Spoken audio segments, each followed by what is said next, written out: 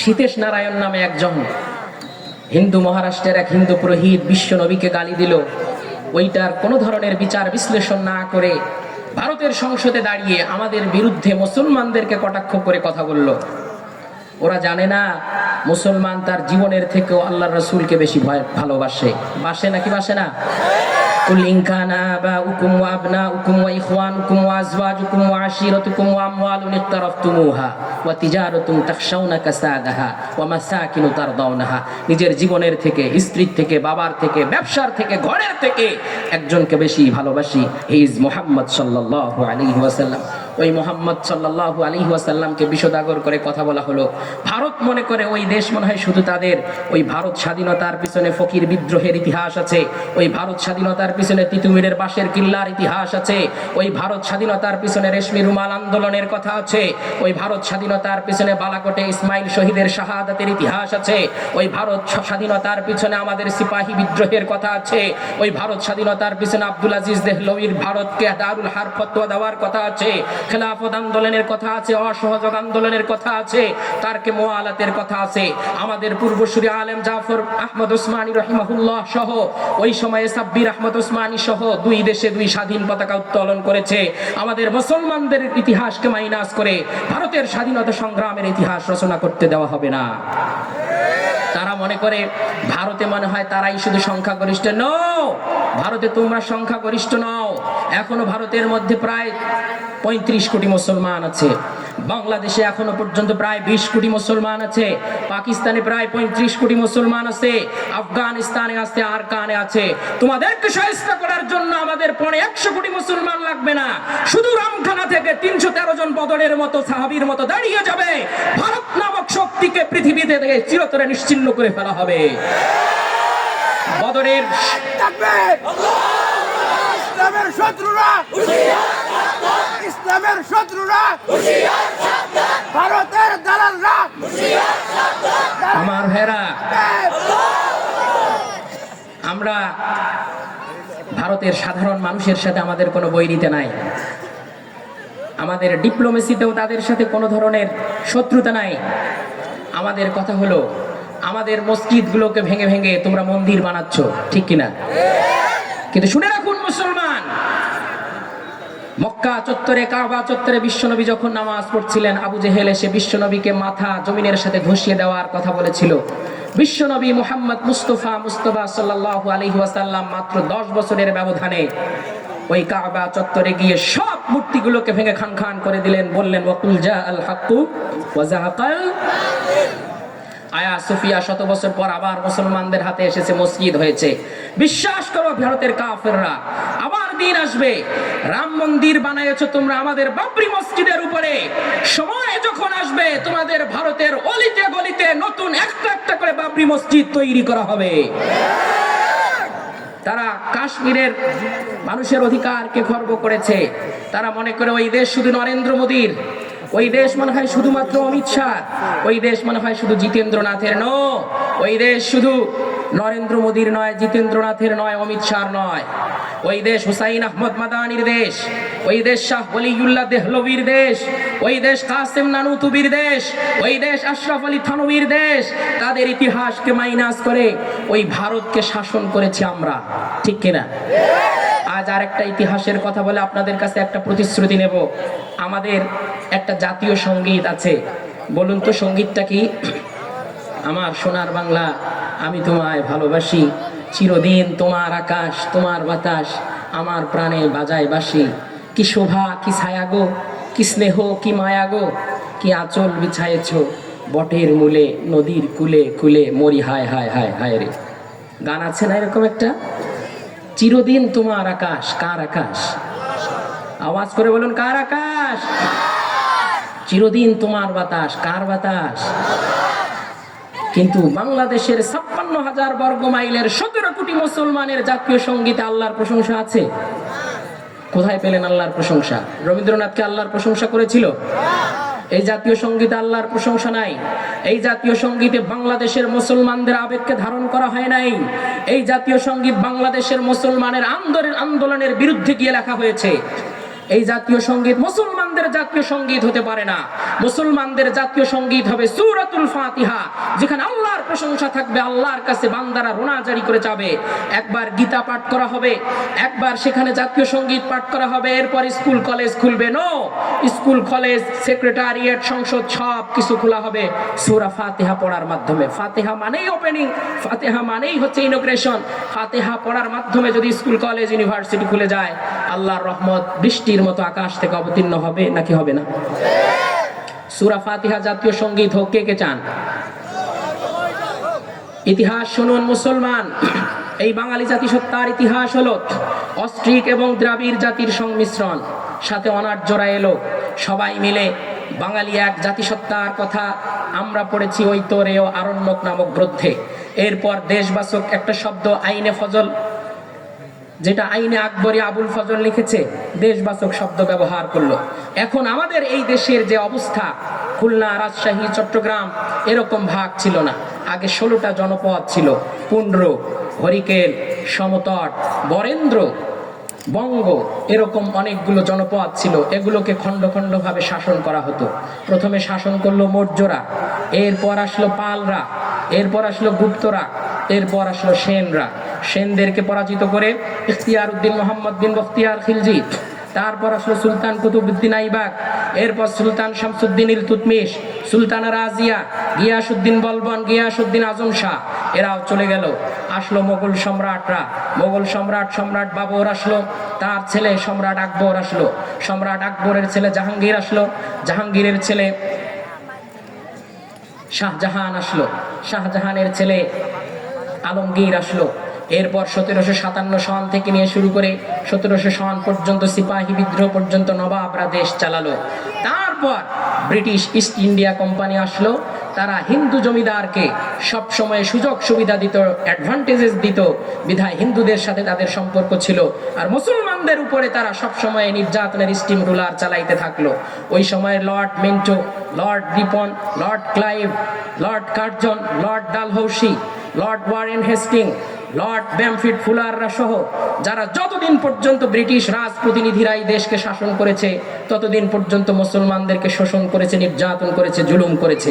ওই সময়ে বাঙালি মুসলমান নেতৃত্ব ভাবলো যে আমাদের তাদের সাথে থাকলে আমাদের অধিকার ঠিক থাকবে না।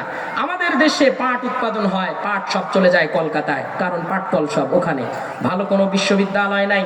আমাদের এই ঢাকা বিশ্ববিদ্যালয় যখন তৈরি করা হয়, 2021 সনে তৈরি হয়েছে, ওই সময়ে নওয়াব স্যার সৈয়দ সলিমুল্লাহ, নওয়াব আব্দুল লতিফ চৌধুরী, শেরে বাংলা একে ফজলুল হকরা যখন আন্দোলন করলো আমাদের এখানে একটা বিশ্ববিদ্যালয় দেওয়া হোক, ওই সময় এখানে যেন বিশ্ববিদ্যালয় না হয়, এই জন্য যারা সর্বপ্রথম বিদ্রোহ করেছে, আন্দোলন করেছে, তাদের মধ্যে একজনের নাম হচ্ছে বিশ্বকবি রবীন্দ্রনাথ ঠাকুর।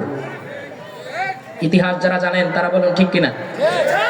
এরপর কলকাতা বিশ্ববিদ্যালয়ের আশুতোষ মুখার্জি, সে 16 বার স্মারকলিপি দিয়েছে ঢাকায় যেন কোনো বিশ্ববিদ্যালয় না হয়। এজন্য ঢাকা বিশ্ববিদ্যালয়কে বলা হয় অ্যান এক্সিলেন্ট ইম্পারিয়াল কম্পেনসেশন, একটি চমৎকার রাজকীয় ক্ষতিপূরণ।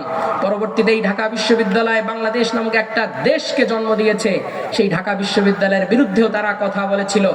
আর যখন পূর্ববঙ্গ আসাম নামে একটা প্রদেশ হবে, এই আন্দোলন যখন মুসলমানরা শুরু করলো, বঙ্গভঙ্গের আন্দোলন, বঙ্গভঙ্গের আন্দোলনে বঙ্গভঙ্গকে রদ করা হোক, এই জন্য দুর্বার আন্দোলন গড়ে তুললো, নেতৃত্ব দিয়েছে রবীন্দ্রনাথ ঠাকুর। মুসলমানদের অধিকারের বিরুদ্ধে আন্দোলন করতে গিয়ে যে নেতৃত্ব দিয়েছে তার নাম কি? আওয়াজ করে বলুন, তার নাম কি? এখন এই রবীন্দ্রনাথ সে দুর্বার আন্দোলন গড়ে তোলার মাধ্যমে বঙ্গভঙ্গ রদ করতে চাইল। বঙ্গভঙ্গ রদ করার জন্য সে সবকিছুকে মা মনে করে। তাদের একটা অভ্যাস আছে, গাছ দেখলেও মা বলে, পাখি দেখলেও মা বলে, নদী দেখলেও মা বলে, গাভী দেখলেও মা বলে। তো তারা কলকাতা এবং ঢাকাকে বঙ্গে মা তারাম বলে গান গাওয়া শুরু করলো। ও মা তোর বদনখানি মলিন হলে আমি নয়ন জলে ভাসি।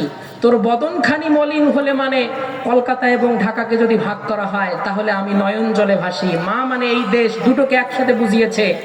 ওই সময়ে মুসলমানদের অধিকারের বিরুদ্ধে লেখা হয়েছে এর সুর, এই গীতের সুর ধার করা, কপি করা, নকল করা, চুরি করা।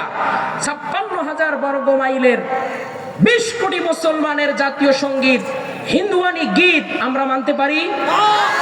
এটি পরবর্তীতে 1972 সনে ডক্টর কামাল হোসেনের সংবিধানের 4 নং অনুচ্ছেদে ইনক্লুড করা হয়েছে।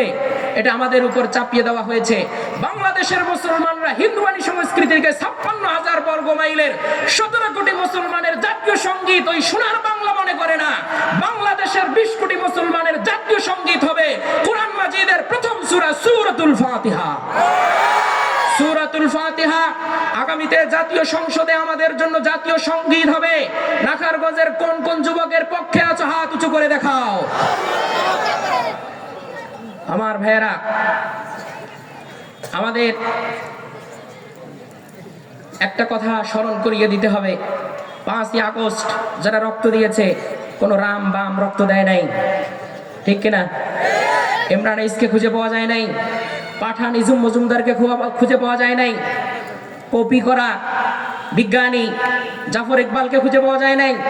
এই সময়ে রক্ত দিয়েছে যারা, তারা মসজিদের ইমাম ও মুয়াজ্জিনরা, মাদ্রাসার উলামায়ে কেরাম, হাফেজ আলেমরা। তাদের রক্তের বিনিময়ে এই দেশ নতুন করে স্বাধীন হয়েছে, তাদের ঘামের বিনিময়ে এই দেশ নতুন করে উর্বর হয়েছে। সুতরাং এ কথা মনে করতে হবে, আগামীতে এই দেশ কোনো ধরনের তন্ত্র মন্ত্র দিয়ে চলবে না। আগামীতে এই দেশ চলবে আল্লাহর আল কোরআন দিয়ে। সংসদে যারা ইতিপূর্বে ছিল, আল্লাহর আল কোরআনকে তারা মাইনাস করেছে, এজন্য জনগণ তাদেরকে মাইনাস করে দিয়েছে। নতুন করে যারা ক্ষমতায় যাওয়ার স্বপ্ন দেখে, তাদের কাছেও আমাদের উদাত্ত আহ্বান, আল কোরআনকে মাইনাস করে কেউ সংসদে থাকতেও পারবে না, আল কোরআনকে মাইনাস করে কেউ সংসদে যাইতেও পারবে না। আপনারা কি যাইতে দিবেন তাদেরকে? শুনে রাখুন মুসলমান, আল্লাহ রাব্বুল আলামিন আমাদের 2টা পরিচয়। এক, ইন্নী জাইলুন ফিল আরদি খলিফা, আমি এই জমিনের মধ্যে আমার প্রতিনিধি নির্বাচন করব। আমরা এক দিক থেকে আল্লাহর বান্দা, আর এক দিক থেকে আমরা আল্লাহর গোলাম। আল্লাহর প্রতিনিধির সামনে কমিউনিজম চলবে না, আল্লাহর প্রতিনিধির সামনে সমাজতন্ত্র চলবে না, আল্লাহর প্রতিনিধির সামনে মাও সেতুং চলবে না, আল্লাহর প্রতিনিধির সামনে মার্কস চলবে না, আল্লাহর প্রতিনিধির সামনে লেনিন চলবে না, আল্লাহর প্রতিনিধির সামনে মুজিববাদ চলবে না। আল্লাহর প্রতিনিধির সামনে আল্লাহর আইন দিয়ে রাষ্ট্র পরিচালনা হবে। আল্লাহর আইন দিয়ে যারা রাষ্ট্র পরিচালনা করে না, আল্লাহ বলেন ওয়ামান লাম ইয়াহকুম বিমা আনজালাল্লাহ ফাউলাইকা হুমুল ফাসিকুন, যারা আল্লাহর আইন দ্বারা বিচার ফয়সালা করে না তারা হচ্ছে ফাসিক। ওয়ামান লাম ইয়াহকুম বিমা আনজালাল্লাহ ফাউলাইকা হুমুজ জালিমুন, তারা হচ্ছে জালেম। ওয়ামান লাম ইয়াহকুম বিমা আনজালাল্লাহ ফাউলাইকা হুমুল কাফিরুন, যারা আল্লাহর আইন দিয়ে রাষ্ট্র চালায় না, সংসদ চালায় না, যারা আল্লাহর আইন দিয়ে বিশ্ববিদ্যালয় চালায় না, থানা চালায় না, ডিসি এসপি তারা জেলা চালায় না, আল্লাহ রাব্বুল আলামিন বলেন আল্লাহর আইনকে মাইনাস করে যারা কোন ধরনের আইনকে পাশ করে তারা সব হচ্ছে কাফের। সুতরাং শুনে রাখুন, আল্লাহর আইনকে মাইনাস করে আল্লাহর প্রতিনিধির সামনে কোন ধরনের সমাজ ব্যবস্থা আমরা মানতে পারি?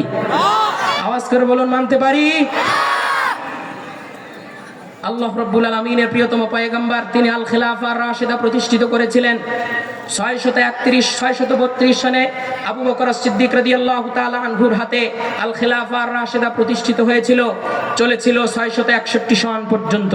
661 সন থেকে নিয়ে 750 সন পর্যন্ত আল খিলাফা আল উমাইয়া চলেছিল। আল খিলাফা উমাইয়ার পর আল খিলাফা আল আব্বাসিয়া 750 সন থেকে নিয়ে 1158 সন পর্যন্ত চলেছে। 1158 সন থেকে নিয়ে 1717 সন পর্যন্ত মিশরের কায়রোতে আবার আল খিলাফা আল আব্বাসিয়া চলেছিল। এরপর 1517 সন থেকে নিয়ে শুরু করে 1924 সন পর্যন্ত আবার আল খিলাফা আল উসমানিয়া তুরস্কের ইস্তাম্বুলে চলেছিল। 1924 আর 2024 100 বছরের ব্যবধানে আমাদের রাজতন্ত্র দেখা শেষ, সমাজতন্ত্র দেখা শেষ, আমাদের কমিউনিজম দেখা শেষ। একথা বিশ্বাস করুন, 100 বছরের ব্যবধানে বাংলার দামাল কামাল ছেলেরা জেগেছে, আফগানের মুজাহিদরা জেগেছে, সিরিয়ার মুজাহিদরা জেগেছে, ফিলিস্তিনের মুজাহিদরা জেগেছে। একথা বিশ্বাস করো ধর্মনিরপেক্ষবাদীরা। আগামীর দিন সমাজতন্ত্রের নয়, আগামীর দিন কমিউনিজমের নয়, আগামীর দিন জাতীয়তাবাদের নয়, আগামীর দিন ন্যাশনালিজমের নয়, আগামীর দিন ধর্মতন্ত্রের নয়, আগামীর দিন ইসলামের, আগামীর দিন মুসলমানের, আগামীর দিন খিলাফতের, আগামীর দিন কোরআনের। আল্লাহর আল কোরআনকে মাইনাস করে কেউকে ক্ষমতায় থাকতে দেওয়া হয় নাই। নতুন করে কেউ যদি লেডি ফিরাউনের মতো আমাদের উপরে আল্লাহর আইনের বিরুদ্ধে কোন আইন চাপিয়ে দিতে চায়, 5ই আগস্ট বাংলার দামাল কামাল ছেলেরা যেভাবে রুখিয়ে দিয়েছে, নতুন কোন ফিরাউন আসলে একইভাবে নীল নদে আবার তাদেরকে ডুবিয়ে মারা হবে। কোন ফিরাউনকে বাংলার জমিনে জায়গা দেওয়া হবে না।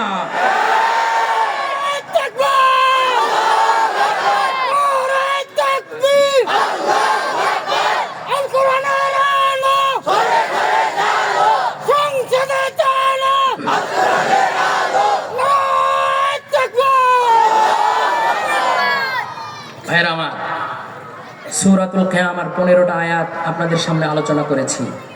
এখনো প্রায় 25টা আয়াত বাকি। সময় যেহেতু নাই, আমি সংক্ষিপ্তভাবে 19টা আয়াত আপনাদের সামনে সংক্ষিপ্তভাবে আলোচনা করেছি। সার কথা বলে যাই এখানে। আল্লাহ বলেছেন তোমরা কোরআন শেখো। বলুন তো, কোরআন মাজিদে প্রথমে আল্লাহ রাব্বুল আলামিন সালাতের কথা বললেন না, যাকাতের কথা বললেন না, সিয়ামের কথা বললেন না। ফার্স্ট অর্ডার অফ হলি কোরআন, ইকরা, পড়ো পড়ো পড়ো। ইকরা বিসমি রাব্বিকাল্লাযী খালাক, পড়ো তোমার রবের নামে। Recite in the name of your creator who created you, যে তোমাকে তৈরি করেছে। মুসলমানরা এক সময় কোরআনের কাছে ছিল, এজন্য মুসলমানের পায়ের কাছে সারা পৃথিবীর নেতৃত্ব এসে ধরা দিয়েছিল। মুসলমানরা যখন কোরআনের